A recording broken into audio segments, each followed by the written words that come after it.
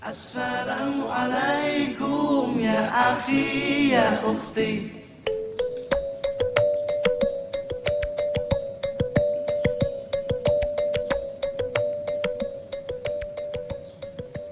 Alhamdulillahilladzi arsala rasulahu bil huda wa dinil haqq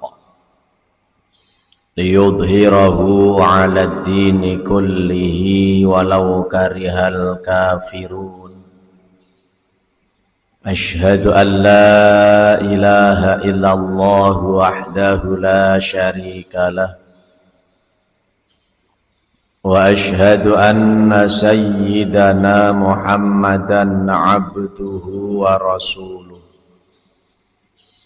Allahumma salli wa sallim wa barik ala sayyidina wa habibina wa syafi'ina wa maulana Muhammad sallallahu alaihi wasallam wa ala alihi wa ashabihi wa man tabi'a hudah. Qala Allah ta'ala fi kitabihil karim wa huwa asdaqul qailin. A'udzu billahi minasy syaithanir rajim. Bismillahirrahmanirrahim. Innallaha yuhibbut tawwabina wa yuhibbul mutatahhirin. Wa qala an-nabiyyu sallallahu alaihi wasallam, at-taibu minadz-dzambi kaman la dzambalah.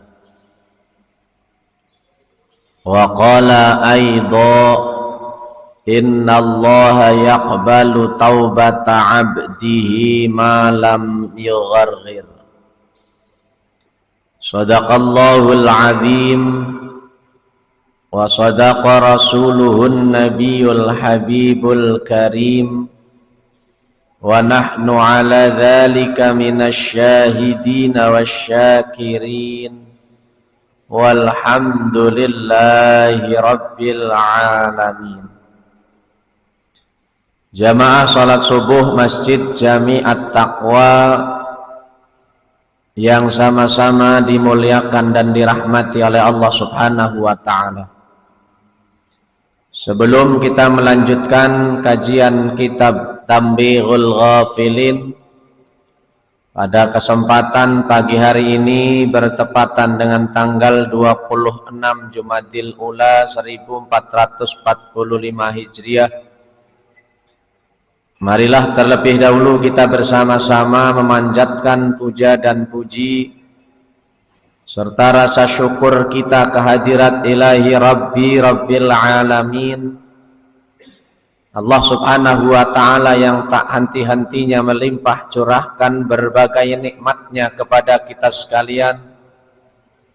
Baik nikmat masih ditetapkan dan dikuatkannya Islam, iman dan ihsan kita, nikmat sehat wal afiat, serta nikmat yang tak kalah pentingnya yaitu nikmat masih disampaikannya umur kita, sehingga sampai dengan pagi hari ini alhamdulillah kita masih bisa melaksanakan aktivitas, rutinitas dan juga kewajiban kita, baik melaksanakan sholat subuh yang alhamdulillah telah kita laksanakan berjamaah dan dilanjutkan dengan duduk bersama bertolabul ilmi dalam rangka sama-sama ingin mencari keberkahan dan keridhaan dari Allah Subhanahu wa ta'ala.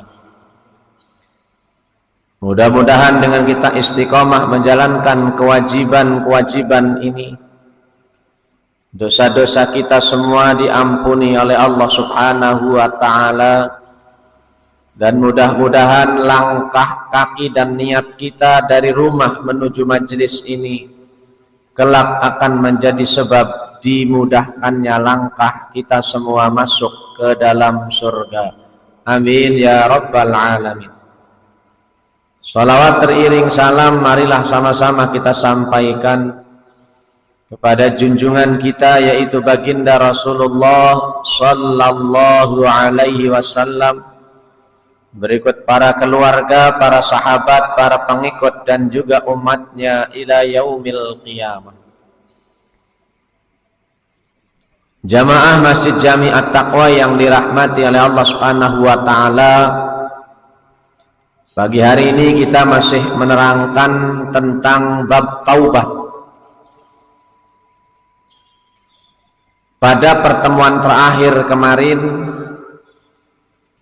kita telah sampai pada kajian sebuah hadis ketika Umar bin Khattab didatangi seorang lelaki sambil menangis, dan ternyata seorang lelaki itu memiliki dosa yang besar. Dosanya adalah pernah menggali kuburan seorang wanita, lalu digawili ya jenazah wanita tersebut setelah digali dari kubur, dan Rasulullah SAW saat itu sungguh murka karena memang dosanya itu sangat besar. Tetapi lelaki ini tentu berniat untuk taubat dengan sungguh-sungguh, bahkan tak henti-hentinya lelaki tersebut menangis. Namun Rasulullah SAW sedikit marah, bahkan hampir Rasulullah meninggalkan lelaki tersebut. Akan tetapi datang malaikat Jibril atas perintah Allah bahwa Rasulullah SAW keliru berbuat demikian. Artinya Allah Subhanahu wa taala Maha mengampuni dosa hambanya sebesar apapun, sebanyak apapun. Akhirnya Rasulullah SAW mendatangi kembali laki tersebut dan membimbingnya untuk bertaubat, apalagi lelaki tersebut betul-betul ingin bertaubat dengan taubat yang sebenar-benarnya.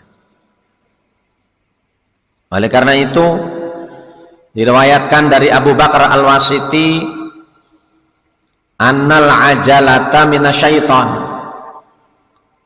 tergesa-gesa, terburu-buru itu memang perbuatan yang tidak baik, perbuatan setan. Illa bisalah sati ahwal, kecuali dalam 3 hal. Yang pertama, ketika datang waktu sholat. Ketika datang waktu sholat terburu-buru itu harus. Kalau dalam yang lain jangan terburu-buru, terutama ketika waktu sholatnya jangan terburu-buru. Sebab Rasul bersabda, ayyul a'mali ahabbu ilallah, amal apa yang paling dicintai oleh Allah, yaitu as-salatu ala waktiha, ay ala awali waktiha, salat pada waktunya atau salat di awal waktu. Maka ketika datang waktu salat, segera buru-buru biar kita masuk dalam kategori awal waktu, bukan di tengah, apalagi di akhir, atau dengan sengaja mengulur-ulurkan waktu sholat. Itulah yang termasuk dalam kategori firman Allah, fawailul lil musallin, celaka orang yang mengerjakan sholat, masuk neraka wel orang yang meninggalkan, orang yang melaksanakan sholat. Alladzina hum an sholatihim sahun, itu orang-orang yang sholatnya lalai, sholatnya diulur-ulur waktu. Yang kedua, perbuatan yang terburu-buru itu yang baik adalah menguburkan jenazah.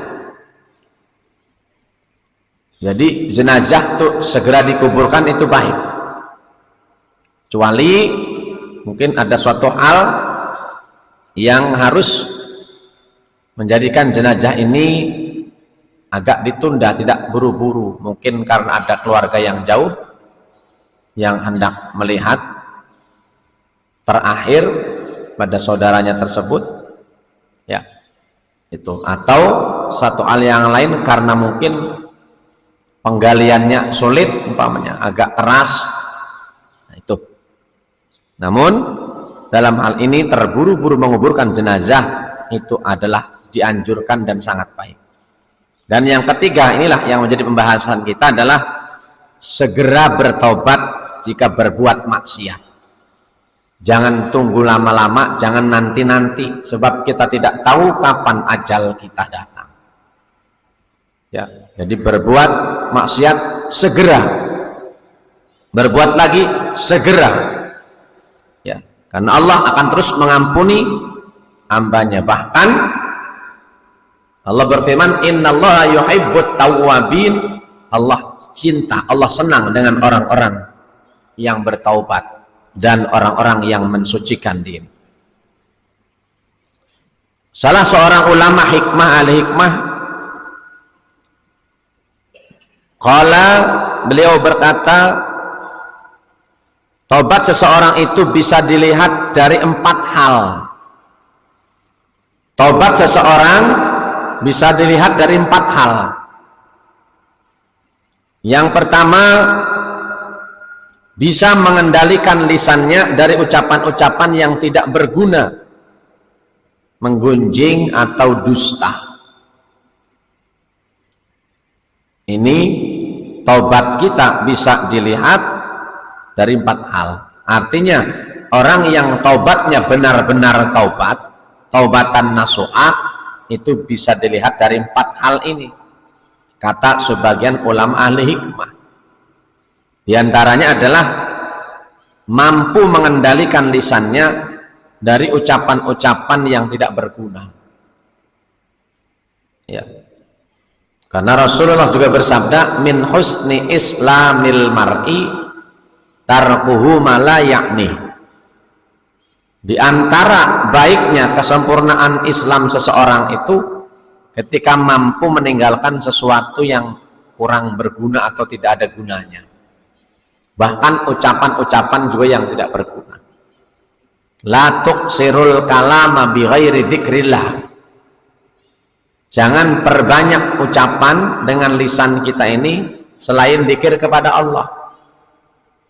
Fa inna kasratal kalami bi ghairi dzikrillah, sebab banyak ucapan atau banyak perkataan selain zikir kepada Allah, turasu qasbatal qalbi, itu hanya akan melahirkan atau memunculkan hati yang keras.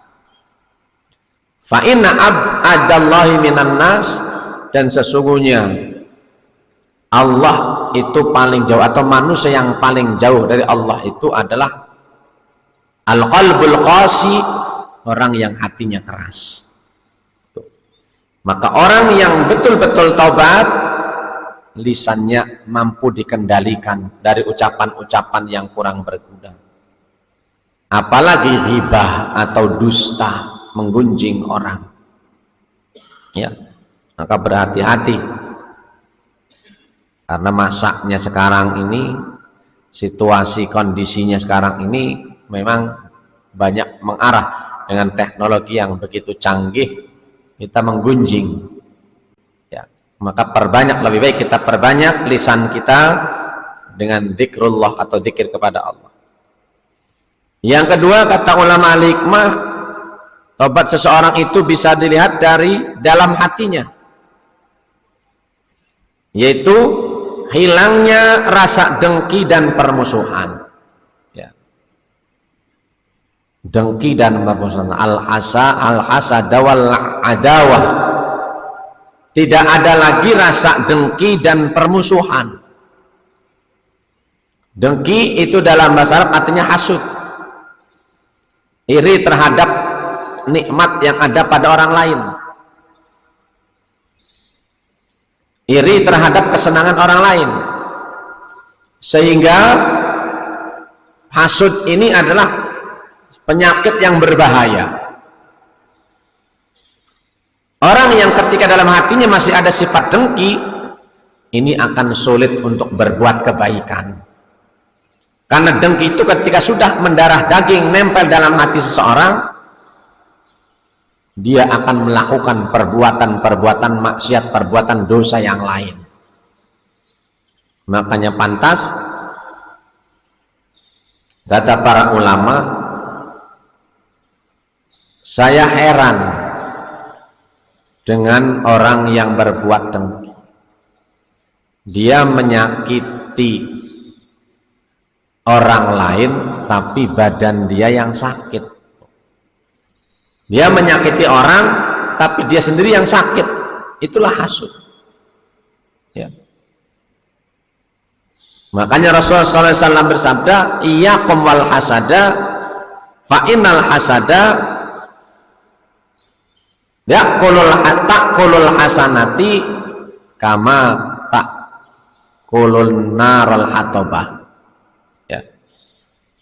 Jauhi, hindari perbuatan hasud, sebab perbuatan hasud itu diibaratkan seperti api yang membakar kayu. Nah ini. Jadi kalau orang tuh kalau hasud tuh nggak enak makan, nggak enak tidur. Jadi kalau tetangganya senang, dia susah. Tapi kalau tetangganya susah, dia senang, tepuk tangan. Rasain kamu. Tuh.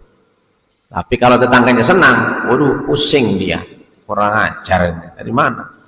Sehingga dia akan mencelakai orang, bahkan bisa jadi membunuh orang, melalui orang bayaran dan sebagainya. Itu kalau sudah hasud itu betul-betul. Ya, makanya ini sumber daripada maksiat dan dosa itu ada pada hasud. Maka orang yang taubatnya benar-benar taubat, dia akan hilangkan sifat hasud itu dan tidak ada lagi permusuhan.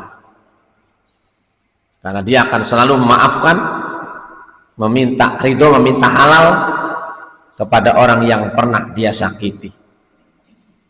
Kemudian yang selanjutnya, taubat seorang itu bisa dilihat dari meninggalkan teman-temannya yang jelek. Tuh. Kalau dalam hadis Nabi itu,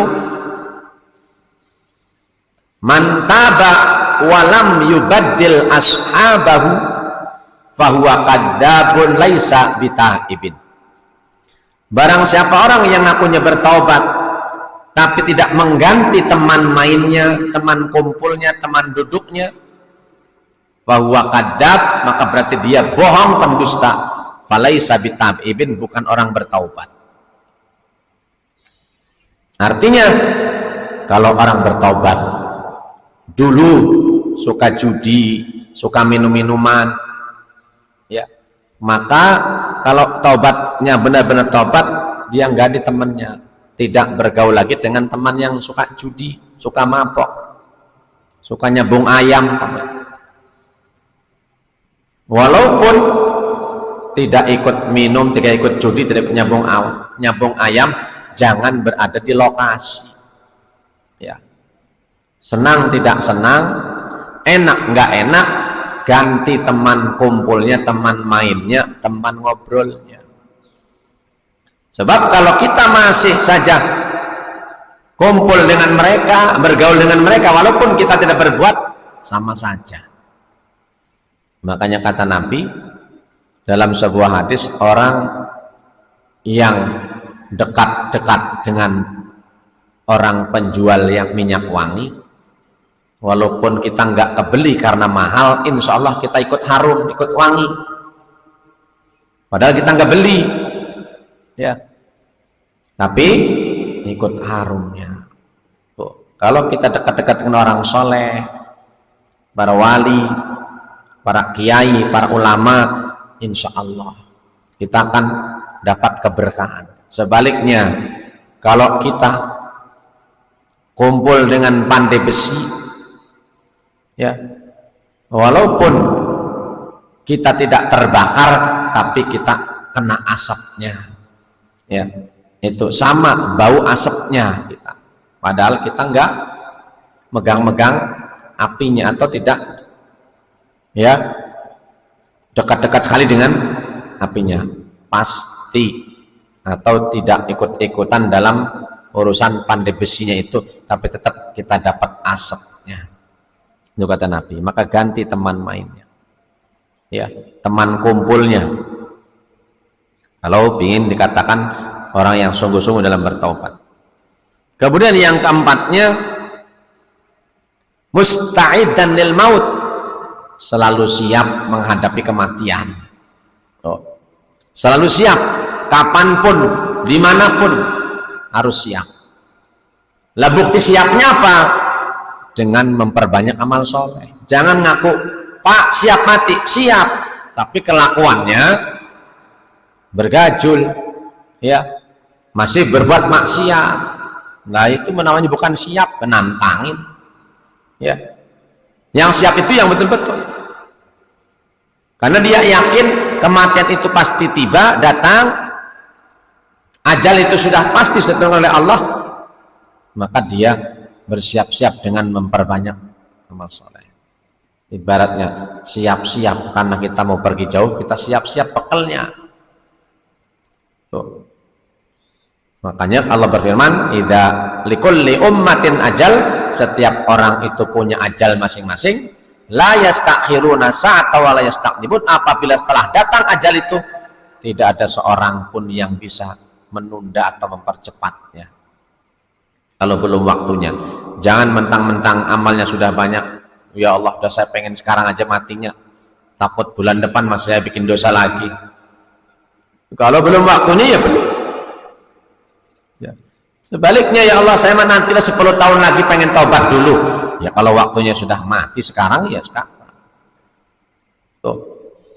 Itu yang sudah jemata harus selalu siap menghadapi kematian. Karena kematian itu datangnya tiba-tiba. Innal mauta ya'ti baghtatan. Sesungguhnya kematian itu datangnya tiba-tiba. Wal qabru sundukul amal, sedangkan kuburan itu adalah kotak amal. Proses perjalanan kita menuju akhirat itu melalui alam kubur itu sendiri, ya. Allah juga berfirman, wala tadri nafsun bi ayyi ardin tamut, tidak ada seorang pun yang tahu di bumi mana dia meninggal dunia. Wala tadri nafsun ma taksibu gadan, tidak ada seorang pun yang tahu apa yang akan terjadi besok, ya. Itu jadi siap selalu dengan menghadapi kematian, serta tentu harus menyesali segala perbuatan yang tidak baik, diiringi dengan permohonan ampunan, selalu bertobat pada Allah Subhanahu wa taala dengan sungguh-sungguh, taubatan nasuha, bukan tobat biasa. Apalagi tobat sambel, kata istilah orang dulu, makan sambel kapok-kapok mules perutnya, seminggu lagi nyari lagi sambelnya. Nah ini yang dikatakan tobat yang nggak benar. Kemudian salah seorang ulama ahli hikmah juga ditanya oleh murid-muridnya, apakah ada tanda-tanda yang bisa diketahui bahwa tobat seseorang itu diterima? Berarti sekarang ciri-ciri orang yang tobatnya diterima itu seperti apa? Apakah ada tanda-tandanya? Nah ini yang terus juga harus kita ketahui, sehingga kita bisa mengukur diri, introspeksi diri, apakah saya ini sudah benar-benar tobat, atau tobat saya diterima atau tidak. Ini yaitu sama, fihi arba'atu hisalin, ada 4 yang harus kita capai agar kita termasuk dalam kategori orang yang tobatnya diterima oleh Allah Subhanahu wa ta'ala. Yang pertama masih mirip dengan yang di atas sebetulnya, memutuskan hubungan dengan teman-temannya yang jahat. Tuh. Hubungannya putus dengan teman-teman yang tidak baik tuh, yang suka judi, suka mabok, ya, suka gosip, semuanya putus. Lalu mengganti, bukan memutus doang, harus mengganti hubungannya, pergaulannya dengan orang-orang yang soleh. Jadi bukan memutus doang, harus mengganti dengan orang-orang yang soleh. Yang sudah seperti itu berarti taubatnya diterima. Yang kedua, berhenti atau menghentikan semua perbuatan maksiat, lalu dibuktikan dengan rajin mengerjakan ibadah. Rajin mengerjakan ibadah setelah berhenti itu. Jangan taubat berhenti dari perbuatan itu tapi tidak mengerjakan amal soleh, percuma sama. Ya, tuh percuma. Karena kata Allahnya innal hasanati yudhibnas sayyiat. Sesungguhnya kebaikan yang kita lakukan sekarang ini itu akan menghilangkan kesalahan kita yang lalu. Jadi kalau cuman kita berhenti dari perbuatan dosa tapi tidak mengerjakan amal soleh, ya berarti itu percuma. Harus mengerjakan amal soleh untuk menghapus dosa-dosa kita yang pernah kita lakukan. Itu yang benar. Kemudian yang selanjutnya, mengenyampingkan kesenangan dunia di dalam hatinya dan selalu ingat akhirat atau siksaan akhirat. Bisa dikatakan az-zuhdu fid dunya, lebih zuhud hidup di dunianya. Jadi orang yang diterima ini, ya, jadi lebih mengutamakan akhirat ketimbang dunia. Jadi kesenangan dunianya sudah mulai dikurangi berarti. Karena memang Allah berfirman, wa mal hayatud dunya illa mata'ul ghurur. Dan tidak ada kesenangan dunia ini melainkan kesenangan yang menipu. Sehingga banyak orang yang tertipu dengan dunia ini kalau tidak betul-betul waspada, berhati-hati. Karena dunia ini kenikmatan kesenangannya luar biasa. Sehingga banyak orang yang berlomba-lomba, bahkan menghalalkan segala cara, menyingkirkan saudaranya demi kesenangan dan kenikmatan dunia. Nah ini, ya, maka tertipu orang itu jika hanya lebih mengutamakan dunia lalu mengabaikan akhirat. Naudzubillah. Ya, padahal siksaan Allah itu begitu dahsyat dan luar biasa. Kemudian yang keempatnya adalah tawakal dalam masalah rezeki. Nah ini. Jadi kalau orang yang tobatnya diterima, cirinya adalah tawakal dalam urusan rezeki. Ya. Sekalipun udah pensiun, pamannya harus tawakal. Apa tawakal itu? Pasrah, menyerahkan segala urusannya kepada Allah Subhanahu wa Ta'ala, namun disertai dengan ikhtiar dan doa. Jangan salah mengartikan tawakal. Bukan tawakal itu pasrah, apatis, pasrah, menyerah tanpa daya. Wis saya mah pasrah aja lah. Ya, anak saya dapat jodoh atau enggak, yang pasti wis jodohnya mah sudah Allah tentukan. Ya, tapi kan harus ikhtiar dulu. Ya, Nabi pernah menegur salah seorang sahabat yang ketika hendak sholat untanya tidak diikat. Ya, Nabi bertanya, wahai sahabatku, kenapa untamu tidak kamu ikat?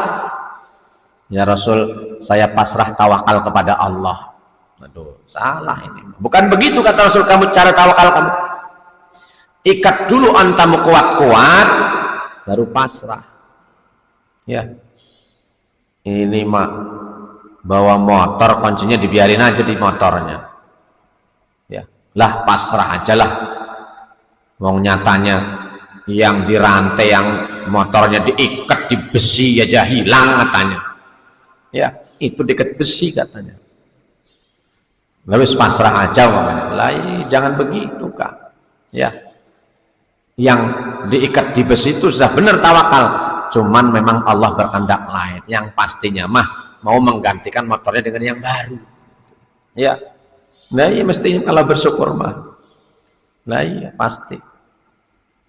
Motornya hilang berarti mau dikasih yang baru. Harus begitu selama masih kita tawakal. Bahkan Nabi bersabda, "Lau annakum tatawakkaluna 'alallahi haqqa tawakkulih la razaqakum kama yurzaqut tayr." Seandainya kamu bertawakal kepada Allah dengan sebenar-benarnya tawakal, niscaya Allah akan memberikan rizki kepadamu seperti Allah memberikan rizki kepada seekor burung. Perhatikan, seekor burung pagi hari terbang dalam keadaan lapar, sore hari pulang dalam keadaan kenyang. Yang penting benar-benar tawakalnya kepada Allah, ya, karena Allah pasti akan memberikan rizki kepada hamba, disertai tentu dengan doa kepada Allah Subhanahu wa Ta'ala. Jadi tawakal dalam urusan rizki ini ciri orang yang artinya tidak ngoyo, usaha tapi tidak terlalu ambisi. Karena dia yakin jaminan Allah Subhanahu wa Ta'ala, ya, yang penting disertai dengan usaha yang sungguh-sungguh dalam segala apa yang diperintahkan oleh Allah Subhanahu wa Ta'ala. Apabila keempat ini ada pada diri kita, ya, maka ia termasuk dalam kelompok orang-orang yang disebutkan oleh Allah dalam surat Al-Baqarah ayat 222, innallaha yuhibbut tawwabin wa yuhibbul mutatahhirin. Allah suka, senang, cinta dengan orang-orang yang bertaubat dan orang-orang yang mensucikan diri, ya. Jadi taubat digandengkan dengan orang yang mensucikan diri. Mensucikan diri juga diantaranya orang yang selalu menjaga wudhu, ya. Mensucikan diri juga berarti orang yang menjaga lisannya, semua anggota tubuhnya untuk tidak lagi berbuat maksiat. Karena ada maksiat tangan, maksiat mata, maksiat mulut, maksiat hidung, maksiat telinga, maksiat kaki. Nah itu, jadi jaga betul-betul agar terhindar. Kemudian orang yang semacam empat tadi, ya, juga akan mendapatkan perlakuan yang istimewa. Jika empat itu sudah ada pada diri kita, Allah saja tadi menjamin cinta, suka dengan orang itu, lalu ada jaminan juga baik dari orang-orang di sekeliling kita, terutama atau keluarga kita. Tentu dalam empat hal sama juga dia akan mendapatkan perlakuan yang baik dalam empat hal. Yang pertama, mereka akan mencintainya karena Allah telah mencintainya. Jadi lingkungan kita, teman-teman kita, warga di sekitar kita pun akan mencintai kita karena Allah saja mencintainya. Pasti dicintai. Kenapa? Karena kita omongannya baik, tidak suka ngomongin orang, tidak suka membenci orang, mendolimi orang, apalagi mengambil hak orang. Otomatis hidup di masyarakatnya akan disukai oleh teman-temannya atau tetangganya, ya, karena Allah saja mencintai. Yang kedua, mereka pun ikut menjaganya melalui doa. Orang-orang lain di sekeliling kita akan menjaga kita dengan doa. Didoakan, ya, karena baik perbuatannya didoakan. Mudah-mudahan Pak Haji diberikan keberkahan, Pak, rezeki yang melimpah dan sebagainya. Nah itu doa dari orang sekalian kita. Kalau empat ciri tadi itu ada pada diri kita, kan itu merupakan orang itu diterima taubatnya, ya, sekaligus Allah mencintai dan menyukai orang tersebut. Kemudian yang selanjutnya, tidak lagi menghiraukan dosa-dosanya yang telah lewat, ya, artinya orang-orang pun akan memaafkan kesalahan-kesalahan orang itu yang masih masa lalu, akan dilupakan. Udah. Ya. Jadi orang lain. Tapi kalau dirinya sendiri mah pasti selalu ingat dengan dosa itu, karena itu pijakan dia untuk selalu bisa bertaubat dan menyesali. Ya, jadi kita ini harus selalu ingat dengan dosa-dosa kita yang lalu. Dengan kita ingat dengan dosa-dosa kita yang lalu, maka akan selalu muncul perasaan kita untuk bertobat. Ingat dosanya Allah, begitu banyak dosa saya, lalu dia termotivasi untuk bertobat dan berbuat kebaikan. Tapi kalau orang lain, ya di masyarakatnya, ketika sudah taubatnya benar-benar taubat, maka kebalikannya, ya mereka akan menghilangkan atau melupakan dosa-dosanya yang lalu. Ya. Tapi kalau orangnya jahat, masih suka maksiat, tentu kesalahan yang lalu pun akan terus diingat-ingat oleh orang lain. Na'udzubillah. Kemudian yang keempatnya, mereka teman-temannya akan bergaul dengannya, mengingatkan dan membantu segala kesulitannya. Keuntungannya diantaranya perlakuan baik dari orang-orang sekitarnya apabila kita ya betul-betul memiliki 4 tanda-tanda kita taubatnya diterima tadi. Tuh. Di samping itu Allah Subhanahu wa taala juga akan memuliakannya dengan 4 perkara juga. Akramallahu bi arba'atil wa bi arba'ati asya. Allah akan memuliakannya dengan 4 perkara. Yang pertama, Allah akan melepaskan dosa-dosanya. Allah akan hilangkan, menghapus dosa-dosanya, seolah-olah ia tidak pernah berdosa sama sekali. At-taibu minad dambi kaman la dambalah. Orang yang bertaubat dari dosa itu seperti orang yang tidak punya dosa. Tuh.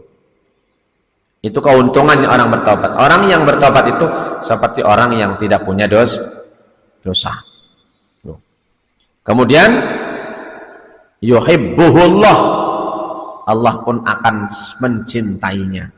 Jelas.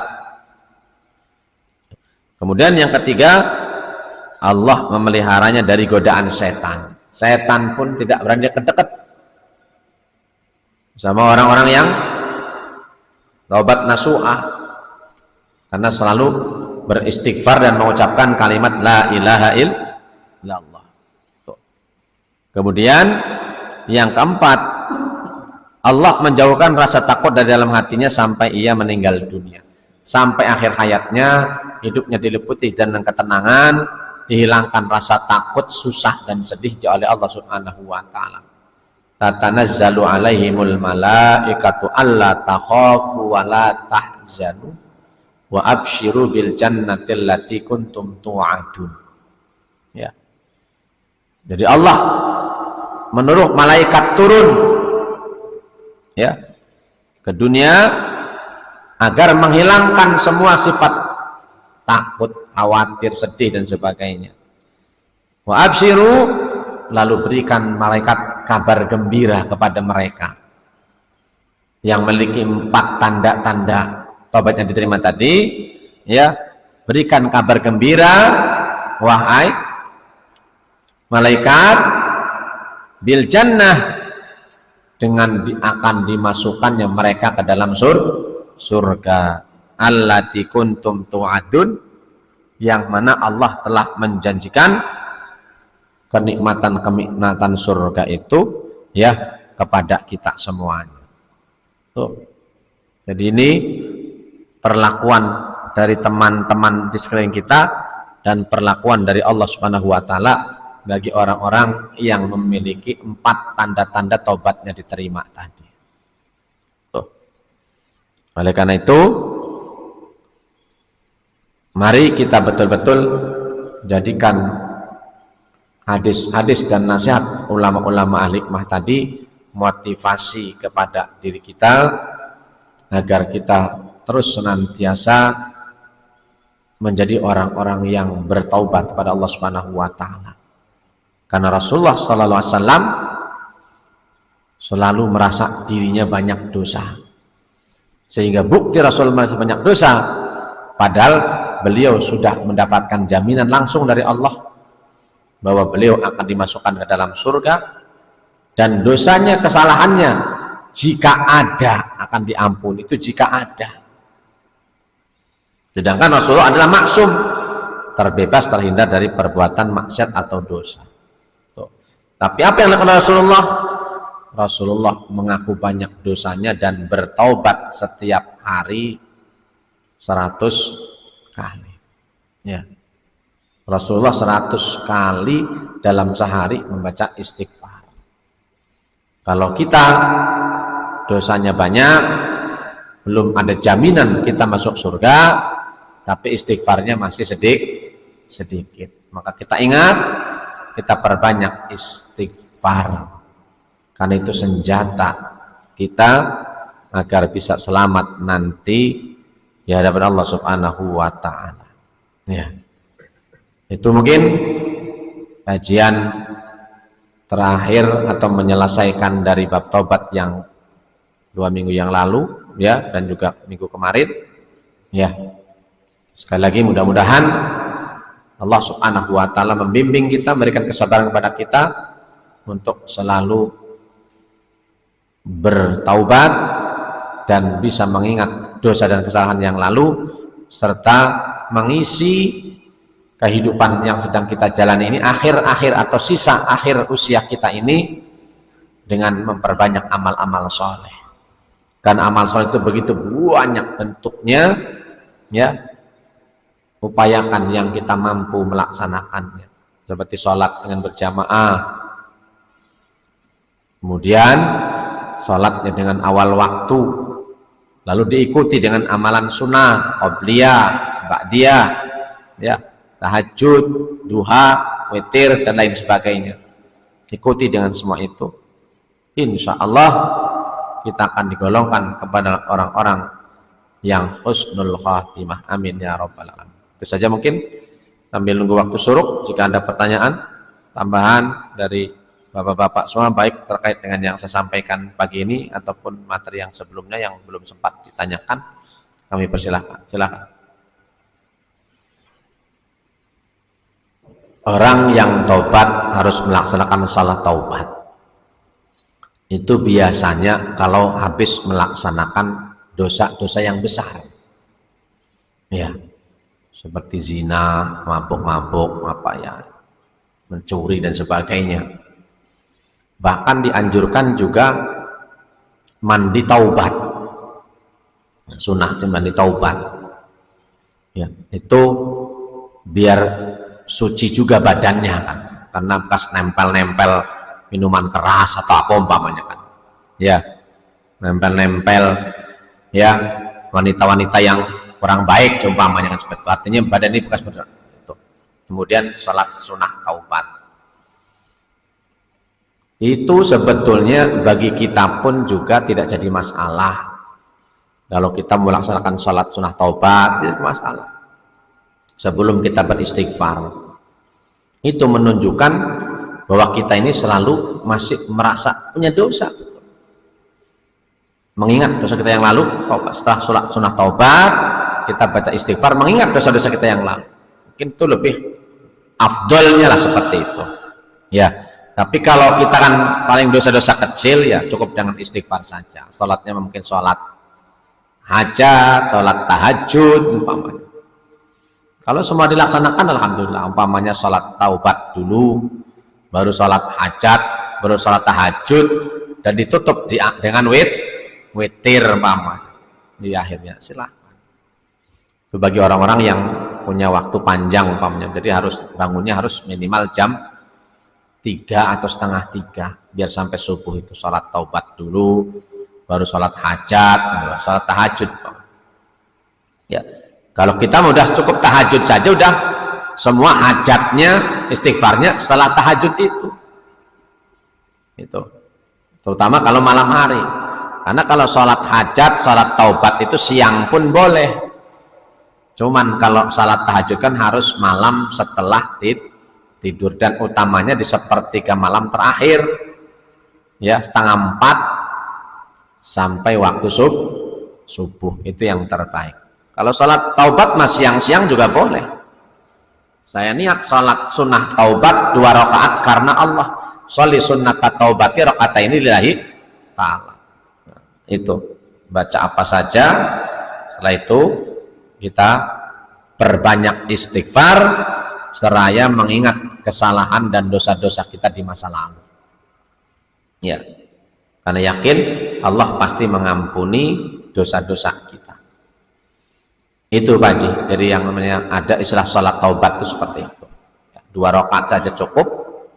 Ya, dan itu umumnya memang dilakukan ketika merasa kita mungkin telah melakukan dosa yang besar. Itu diawali dengan mandi taubat juga nggak apa-apa, lalu sholat sunnah taubat. Tuh, mandinya juga sama niatnya. Saya niat mandi taubat, jangan mandi taubat niatnya mandi Jumat. Nggak benar, memang nggak pas ini, ya. Nawaitul ghusla fi yaumil jum'ati, jangan. Saya niat mandi hari Jumat, nah itu beda. Ya, kalau boleh menggabungkan niat mandi Jumat dengan taubat boleh. Ya, seperti menggabungkan mandi junub dengan Jumat kan boleh.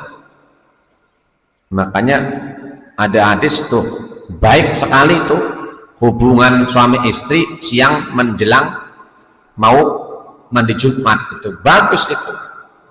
Ya, itu jangan taunya malam Jumat aja. Justru itu baik karena mau sekalian mandi Jumat biar fresh Jumatannya itu, ya nggak ngantuk, ya. Itu ada anjuran seperti itu. Memang sebetulnya ada kaidah itu mencegah kemungkaran, ya, jangan sampai menimbulkan kemungkaran lagi atau kemungkaran yang lebih besar. Memang itu sebuah konsekuensi, artinya Majelis Ulama juga sudah bukan fatwa itu karena memang disinyalir sudah terlalu brutal dan terlalu terhadap perlakuan orang Palestina, saudara-saudara Muslim kita di sana. Lebih-lebih ketika afiliasi seperti media yang membagikan makan gratis kepada orang-orang Israel itu yang setelah makan itu menghantam orang, membantai orang Palestina. Ya, akhirnya memang semua. Padahal ya terkait dengan tadi seperti media yang di sini di Cilegon di mana mereka sampai mengeluarkan samalah pernyataan bahwa tidak ada kaitan gitu ya. Cuma namanya doang, tapi secara administrasi pun tidak ada kaitan sebetulnya. Itu dilemanya kan seperti itu, ya, menyatakan seperti itu, dilemanya seperti itu, ya. Tapi yang hebat lagi, bos-bos Unilever itu malah mengundurkan diri, ya, itu malah hebat berarti itu mah. Nggak takut kayaknya itu, malah mengundurkan diri, berarti konsekuensi mas. Artinya itulah sebuah perjuangan mesti ada itu, ya. Itu sebuah perjuangan mesti ada pengorbanan, tapi itu kan sebagian kecil, sebagian besarnya kan itu, ya.